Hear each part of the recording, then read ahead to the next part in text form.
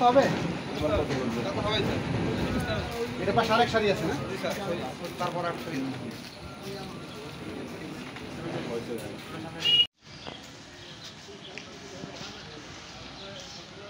আজকে শহীদপুর জেলার সদর উপজেলার প্রেমতলা নামক জায়গায় সেনাবাহিনীর সহযোগিতায় উপজেলা প্রশাসন সদরের নেতৃত্বে পরিবেশ অধিদপ্তর একটি যৌথ অভিযান পরিচালনা করেছে।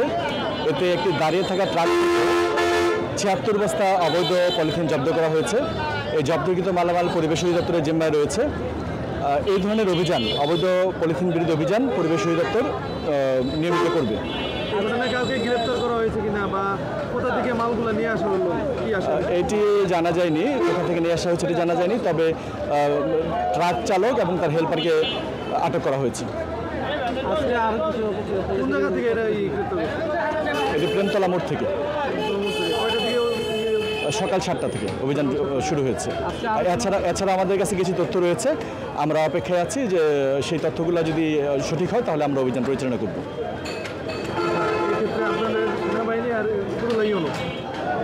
আর কত বস্তা? ৭৬ বস্তা পলিথিন, যার আনুমানিক ওজন ৩,০০০ কেজি আমরা নির্ধারণ করেছি।